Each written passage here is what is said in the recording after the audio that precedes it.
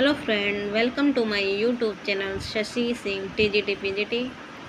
आप सबको पता ही होगा कि एग्ज़ाम स्टार्ट होने वाला है टीजीटी पीजीटी का। सुना है दिसंबर में हो जाएगा एग्ज़ाम। इसकी डेट आपको अनाउंसमेंट हो जाएगी, इसी महीने शायद हो जाए। तो अपनी पढ़ाई कंटिन्यू रखें। और ये प्रैक्टिस सेट है। हम आज करेंगे पॉलिटिकल थ्योरी के एमसीक्यू, जिसमें हम कवर करेंगे व्यक्तिवाद, उदारवाद, वैज्ञानिक समाजवाद और अधिनायक तंत्र से रिलेटेड क्वेश्चन। ये हर एक एग्ज़ाम में आए हुए हैं, चाहे यूपी असिस्टेंट प्रोफेसर का एग्ज़ाम हो या टीजीटी पीजीटी का हो, यूके जीआईसी का हो या यूपी जीआईसी का हो और यूजीसी, सब मिक्सअप हैं इसमें। हर लेवल का क्वेश्चन इसमें मिलेगा। इससे हमारी प्रैक्टिस अच्छी हो जाएगी। इसलिए ये प्रैक्टिस सेट आपके लिए बहुत ही मददगार रहेंगे, बहुत ही हेल्पफुल रहेंगे। इसलिए इसको लगाएं और देखिए आप कितने सही कर सकते हैं। बिना देरी किए हुए हम आगे बढ़ते हैं। निम्न में से कौन सा उदार लोकतंत्र का लक्षण नहीं है? विधि का शासन, मौलिक अधिकारों का प्रावधान, राजनीतिक शक्तियों का विभाजन, प्रतिबंध, नौकरशाही। उदार लोकतंत्र का लक्षण नहीं है पूछा है, तो इसमें डी प्रतिबद्ध नौकरशाही का उदार लोकतंत्र का लक्षण नहीं है। ठीक है। उदारवाद के निम्नलिखित लक्षण हैं, कौन कौन से हैं? विधि का शासन है, राजनीतिक शक्तियों का विभाजन है, मौलिक अधिकारों का प्रावधान है, लेकिन प्रतिबद्ध नौकरशाही लोकतंत्र का लक्षण नहीं है। उदारवादी लोकतंत्र के भी कई रूप होते हैं, शास्त्रीय उदारवादी लोकतंत्र और बहुलवादी लोकतंत्र और नव बहुलवादी लोकतंत्र। समरी करने का ये फ़ायदा है कि एक क्वेश्चन के साथ कई सारे क्वेश्चन कवर हो जाते हैं, इसलिए समरी हमें एक बार देख लेनी चाहिए। ओके फ्रेंड्स, तो आगे बढ़ते हैं नेक्स्ट क्वेश्चन है, रॉल्स के सिद्धांत में न्याय निष्पक्षता के विचार का प्रवाह है। रॉल्स के सिद्धांत में न्याय निष्पक्षता का विचार प्रवाह है किसमें? व्यक्ति से। इसका आंसर होगा ए, व्यक्ति से। रॉल्स के न्याय सिद्धांत में न्याय निष्पक्षता के विचार का प्रभाव व्यक्ति से है। वे अपने न्याय सिद्धांत में व्यक्ति को केंद्र में रखता है। किसको सेंटर में रखता है? व्यक्ति को। इसका वर्णन वह अपनी पुस्तक जस्टिस एज फेयरनेस में करता है, जो 1971 में लिखी गई थी। जस्टिस एज फेयरनेस, ये बुक के भी नाम पूछ लेते हैं कभी कभी, इसको भी नोट कर लेना। नेक्स्ट क्वेश्चन है, नव उदार पूंजीवाद का बौद्धिक जनक पूछा है इसमें, तो इसका आंसर होगा F.A. हेयर। कौन है? F.A. हेयर। इसकी समरी है, हेयर का उदारवाद आधुनिक पूंजीवादी कल्याणकारी राज्य में प्रचलित सकारात्मक उदारवाद से सर्वथा भिन्न है। उसके अनुसार सामाजिक सेवाओं की व्यवस्था को बाजार प्रणाली से पृथक रखना चाहिए। स्वयं बाजार को वितरण मूलक न्याय का साधन नहीं बनने देना चाहिए। नेक्स्ट क्वेश्चन है, नए समाज रूपी शिशु को गर्भ में धारण करने वाली हर पुरानी व्यवस्था के लिए शक्ति एक दायी है। ये कथन किसका है? ये कथन किसने कहा था? ये कथन कहा था कार्ल मार्क्स ने। ठीक है। इसकी समरी है, कार्ल मार्क्स का कहना है कि नए समाज रूपी शिशु को गर्भ में धारण करने वाली हर पुरानी व्यवस्था के लिए शक्ति एक दायी है। ठीक है। मार्क्स ने राज्य या पूंजीपतियों को समाज में वर्ग विभाजन के प्रमुख कारण के रूप में स्वीकार किया है। नेक्स्ट क्वेश्चन, उदारवादी राजनीतिक अर्थव्यवस्था की आवश्यकता रूपरेखा प्रदान की गई थी। किसके द्वारा की गई थी? स्मिथ द्वारा की गई थी। एडम स्मिथ को आधुनिक अर्थव्यवस्था के निर्माताओं में के रूप में जाना जाता है। ठीक है, आधुनिक अर्थव्यवस्था के निर्माता। द वेल्थ ऑफ नेशन 1776 उनकी सर्वाधिक चर्चित कृति है। किनकी? एडम स्मिथ की। एडम स्मिथ ने ही उदारवादी राजनीतिक अर्थव्यवस्था की आवश्यक रूपरेखा प्रदान की थी। एडम स्मिथ को अर्थशास्त्र का पितामह भी कहा जाता है। ठीक है, इसे पॉइंट आउट कर लीजिएगा। अर्थशास्त्र का पितामह किसे कहा जाता है? एडम स्मिथ को। नेक्स्ट, निम्न में से किन समाजवादियों को नैतिक समाजवाद की मानवतावादी परंपरा की श्रेणी में वर्गीकृत किया जा सकता है? इसका आंसर होगा विलियम मॉरिस। ठीक है, विलियम मॉरिस है इसका आंसर। मानवतावादी परंपरावाद की श्रेणी में वर्गीकृत किया जा सकता है, किसने कहा? विलियम मॉरिस ने। इसका राइट आंसर होगा बी। समरी देख लेते हैं। विलियम मॉरिस जैसे समाजवादी को नैतिक समाजवाद की मानवतावादी परंपरा की श्रेणी में वर्गीकृत किया जा सकता है।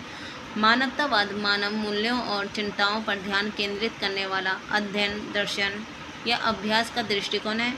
मानवतावाद एक संपूर्ण जीवन दृष्टि है जो मानवीय तर्क, नैतिकता और न्याय का समर्थन करती है। नेक्स्ट क्वेश्चन, निम्नलिखित में से कौन सा डेविड ईस्टन के व्यवहारवाद के सिद्धांत का एक लक्षण नहीं पूछा है? तो इसमें राइट आंसर होगा सी, प्रासंगिकता का सिद्धांत। इसकी समरी देख लेते हैं। डेविड ईस्टन ने व्यवहारवादी आंदोलन के 8 बौद्धिक आधारों का निर्माण किया है। कितने? 8 बौद्धिक आधारों का निर्माण किया है। किसने? डेविड ईस्टन ने।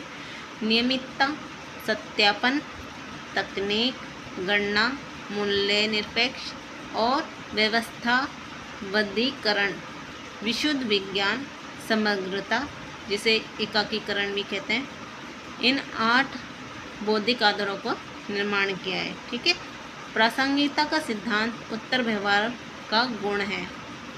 ठीक है फ्रेंड्स। नेक्स्ट क्वेश्चन, शक्ति संतुलन की स्थापना के लिए निम्नलिखित में से कौन सा साधन नहीं है? शक्ति संतुलन की स्थापना के लिए इनमें से कौन सा साधन नहीं है? तो इसका आंसर होगा कि नीति शक्ति संतुलन की स्थापना के लिए नहीं है। ठीक है, उदारीकरण की नीति शक्ति संतुलन स्थापना का साधन न होकर विश्व अर्थव्यवस्था का विस्तार की नीति है। निम्नलिखित में से कौन सा कथन सही नहीं है? अब इसमें पूछा है सही नहीं है। इसका आंसर आदर्शवाद उदारवाद के साथ सह विस्तृत है। इसका राइट आंसर यही होगा, यही सही नहीं है। आदर्शवाद उदारवाद के साथ सह विस्तृत है। ठीक है, इसका आंसर यही होगा। और भी पढ़ लेते हैं जो सही है। आदर्शवादी उपागम में नैतिक मूल्यों की भूमिका पर बल दिया जाता है। ठीक है, आदर्शवादी नैतिक से रिलेटेड है। आदर्शवादी उपागम का लक्ष्य अंतर्राष्ट्रीय कानून द्वारा अंतर्राष्ट्रीय व्यवस्था में सुधार करना है। ये भी सही है। आदर्शवाद अनिवार्यता उदार अंतर्राष्ट्रवाद एक परिवर्तित है। ये भी सही है। तो इसमें गलत पॉइंट है हमारा ए, आदर्शवाद उदारवाद के साथ सह विस्तृत है। ठीक है फ्रेंड। नेक्स्ट क्वेश्चन, नव उदारवादी अपने लोकवादी ब्रह्मांड से अंतर्राष्ट्रीय साम्राज्य सृजित करने की चेष्टा करते हैं जो निम्नलिखित में क्या अधिकतम करता है? इसका आंसर होगा ए, प्रकृति का विवेकपूर्ण दोहन। ठीक है, नव उदारवादी अपने लोकवादी ब्रह्मांड से अंतर्राष्ट्रीय साम्राज्य सृजित करने की चेष्टा करते हैं। तो इसका आंसर होगा प्रकृति का विवेकपूर्ण दोहन। नेक्स्ट क्वेश्चन, निम्नलिखित राजनीतिक सिद्धांतों में से कौन सा राज्य को एक आवश्यक बुराई मानता है? राज्य को आवश्यक बुराई मानता है व्यक्तिवाद। ठीक है, राज्य को एक आवश्यक बुराई कौन मानता है? व्यक्तिवाद। समरी देख लेते हैं। ठीक है, व्यक्तिवादी राजनीति सिद्धांत राज्य को एक आवश्यक बुराई के रूप में चित्रित करते हैं, जबकि अराजकतावादी राज्य को एक अनावश्यक बुराई मानते हैं। अराजकतावादी क्या मानते हैं? राज्य को अनावश्यक बुराई। ठीक है, यानी कि बेकार ही मानते हैं, अनावश्यक। फासीवादी राज्य को शोषण का यंत्र तथा समाजवाद राज्य के द्वारा एक समताकारी समाज का निर्माण करना चाहते हैं। ठीक है, ये पूछ लेते हैं फासीवादी राज्य को क्या मानते हैं, समाजवाद राज्य को क्या मानते हैं, और अराजकतावादी राज्य को क्या मानते हैं, व्यक्तिवादी क्या मानते हैं राज्य को। तो ये पूछ लेता है, तो इसको ज़रूर ध्यान से देख लीजिएगा। नेक्स्ट क्वेश्चन, आधुनिक उदारवाद पारंपरिक उदारवाद से भिन्न है क्योंकि ये व्यक्ति स्वतंत्रता का समर्थन नहीं करता, ये प्रजातांत्रिक संस्थाओं के विरुद्ध है, ये स्वतंत्र उद्यमिता की वकालत करता है, ये विश्व को सभी प्रकार के अत्याचारों एवं शोषण से मुक्त रखता है। फ्रेंड्स, इसका आंसर होगा डी, ये विश्व को सभी प्रकार के अत्याचारों एवं शोषण से मुक्त रखता है। कौन? आधुनिक उदारवाद पारंपरिक उदारवाद से भिन्न है। ठीक है, देख लेते हैं एक और समरी इसकी। आधुनिक उदारवाद, जिसे सकारात्मक उदारवाद भी कहा जाता है, ये विश्व को सभी प्रकार के अत्याचारों व शोषण से मुक्त रखना चाहता है। ये समाज के पिछड़े तबके के उत्थान के लिए राज्य के कल्याणकारी स्वरूप पर क्या देता है? बल देता है। नेक्स्ट क्वेश्चन, उत्तर व्यवहारवाद बल देता है, किस पे बल देता है उत्तर व्यवहारवाद? इसमें से दोनों पे बल देता है, उपादेयता पे और कृत्य पे। ठीक है, उत्तर व्यवहारवादी प्रतिमान तथ्यों को बनाए रखते हुए मूल्यों के सामंजस्य पर बल देता है। ये उपादेयता यानी कि प्रासंगिकता व कृत्य यानी कि क्रियाशीलता पर जोर देता है। ये प्रतिमान सामाजिक परिवर्तन व यथार्थवाद पर ध्यान केंद्रित करता है, उत्तर व्यवहारवादी। ठीक है, नेक्स्ट क्वेश्चन, राज्य का वर्ग सिद्धांत किसने प्रतिपादित किया था? ये तो मार्क्स ने ही दिया था, आपको पता ही होगा। राज्य का वर्ग संघर्ष का सिद्धांत कार्ल मार्क्स ने दिया था। देख लेते हैं एक बार इसकी समरी, इसमें कई सारे पॉइंट दे रखे हैं। राज्य की उत्पत्ति का मार्क्सवादी सिद्धांत वर्ग संघर्ष की अवधारणा पर केंद्रित है। कार्ल मार्क्स के अनुसार वर्ग की उत्पत्ति संपत्ति के कारण हुई है।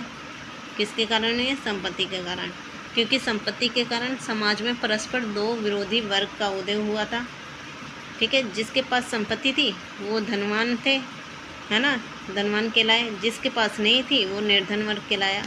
दोनों वर्गों के विरोधी हितों के कारण वर्ग संघर्ष की स्थिति उत्पन्न हुई थी। ठीक है, जिससे वर्ग संघर्ष का सिद्धांत तो सामने आया।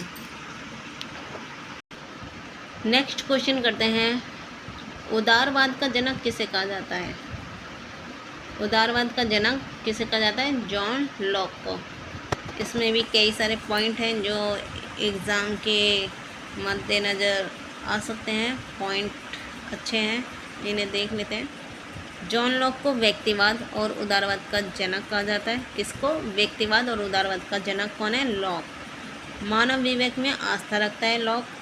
मानव को 3 प्राकृतिक अधिकार देता है, कौन कौन से? जीवन, स्वतंत्रता और संपत्ति। ठीक है, 3 अधिकार दिए, प्राकृतिक अधिकार दिए हैं, जीवन, स्वतंत्रता और संपत्ति। मानव को सद्गुणी प्राणी मानता है। मानव को कौन मानता है? सद्गुणी प्राणी मानता है लॉक। उदारवाद व्यक्तिगत स्वतंत्रता पर आधारित विचारधारा है। उदारवाद व्यक्ति को साध्य और राज्य को साधन मानता है। यानी कि उदारवाद क्या मानता है? व्यक्ति को साध्य है और राज्य को साधन मानता है। ठीक है, नेक्स्ट क्वेश्चन, फ्रांसीसी दलों में सबसे पुराना दल जो अब विघटित हो गया है उसका नाम है रेडिकल पार्टी। ये यूपीपीजीटी 2016 में पूछा गया क्वेश्चन है और ये रिपीट हुआ है 2019 में भी। ये इम्पोर्टेंट है क्वेश्चन फिर तो इसका रेडिकल पार्टी है the radical socialist and radical republican party, French party रिपोलिजियन रेडिकल एंड रेडिकल सोशलिस्ट, एक उदारवादी और पूर्व में सामाजिक उदारवादी फ्रांस में राजनीतिक पार्टी थी। इसे अक्सर रेडिकल पार्टी यानी कि फ्रेंच पार्टिकल रेडिकल के रूप में संदर्भित किया जाता है। ये फ्रांसीसी दलों में सबसे पुरानी पार्टी है जो अब विघटित हो चुकी है। इसकी स्थापना कब हुई थी? 1901 में हुई थी। ठीक है, नेक्स्ट क्वेश्चन, यूपीपीजीटी 2016 और 19 में रिपीट हुआ है। क्वेश्चन अक्सर रिपीट होते हैं, इसलिए जितने भी प्रीवियस ईयर हैं उन्हें हमें ज़रूर करना चाहिए। ये मेरा प्रीवियस ईयर ही है जिसमें से मैं आपको करा रही हूँ। इसमें जितने भी प्रीवियस ईयर अभी तक पूछे गए हैं वो सब मैं इसमें कवर करा दूँगी आपको, इसलिए ये ज़रूर लगाइएगा, नेक्स्ट क्वेश्चन, वैज्ञानिक समाजवाद निम्न के रूप में भी जाना जाता है, तो किसके रूप में जाना जाता है? ए मार्क्सवाद के, ठीक है, वैज्ञानिक समाजवाद। चलो इसकी समरी देख लेते हैं। फ्रेडरिक एंगल्स ने कार्ल मार्क्स द्वारा प्रतिपादित सामाजिक आर्थिक राजनीतिक सिद्धांत को वैज्ञानिक समाजवाद का नाम दिया, ठीक है। मार्क्स ने यद्यपि कभी भी वैज्ञानिक समाजवाद शब्द को प्रयोग नहीं किया, किंतु उन्होंने यूटोपियन समाजवाद की आलोचना की। मार्क्स को वैज्ञानिक समाजवाद का प्रेरणाता माना जाता है, ठीक है। नेक्स्ट क्वेश्चन है, एक तरफ उपागम दे रखे हैं और दूसरी सूची में विद्वान दे रखे हैं, इनको मैचिंग करना है। तो देख लेते हैं, नव संस्थावाद, नव उदारवाद और समुदायवाद और व्यवहारवाद, इनके विद्वान दे रखे हैं, किसने कौन सा उपागम दिया है, किस विद्वान ने। तो इसका आंसर हम देख लेते हैं। नव संस्थावाद किसने दिया था? डगलस, किसने? डगलस सी नॉर्थ ने। और नव उदारवाद दिया था मिल्टन फ्रीडमैन ने। समुदायवाद दिया था माइकल वॉल्जर ने। और व्यवहारवाद दिया था डेविड एप्टर ने, ठीक है, ये याद कर लीजिएगा। नव संस्थावाद डगलस सी नॉर्थ, नव उदारवाद मिल्टन फ्रीडमैन, समुदायवाद माइकल वॉल्जर और व्यवहारवाद डेविड एप्टर, ठीक है। लॉक ने निम्न अधिकारों में से किसे अपनी प्राकृतिक अधिकारों की अवधारणा में सम्मिलित नहीं किया है? समानता के अधिकार को सम्मिलित नहीं किया था। मैंने आगे भी ये पीछे क्वेश्चन कराया था। जीवन स्वतंत्रता और संपत्ति के अधिकार को इसने प्रायोरिटी दिए, समानता का अधिकार नहीं माना है। उदारवाद का जनक लॉक प्राकृतिक अधिकारों के सिद्धांत को व्यापकतम लोकप्रियता प्रदान करता है। लॉक के प्राकृतिक अधिकारों की अवधारणा में समानता का अधिकार सम्मिलित नहीं है। नेक्स्ट क्वेश्चन, निम्नलिखित में से कौन नव उदारवाद से संबंधित है? नव उदारवाद से संबंधित है, सभी हैं नव उदारवाद से रिलेटेड। एफ.ए. हेयक भी है, नॉजिक भी है और फ्रीडमैन भी है। इसमें देख लेते हैं इसकी समरी। एफ.ए. हेयक, मिल्टन फ्रीडमैन और रॉबर्ट नॉजिक नव उदारवादी विचारक हैं।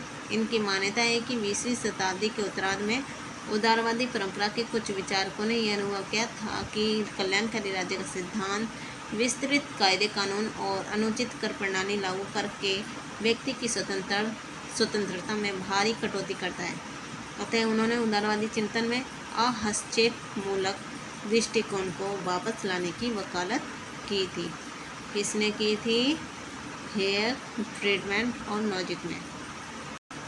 नेक्स्ट क्वेश्चन, निम्नलिखित में से कौन सी फासीवाद की एक विशेषता नहीं है? इसमें विशेषता नहीं पूछी है, तो इसका आंसर होगा डी, व्यक्तिवाद में विश्वास। और बाकी के सही है। एक व्यक्ति की तानाशाही में विश्वास करता है फासीवाद, अंतर्राष्ट्रीयवाद का विरोध भी करता है फासीवाद, और लोकतांत्रिक संस्थान में अविश्वास करता है फासीवाद, ठीक है। व्यक्तिवाद में विश्वास नहीं करता है।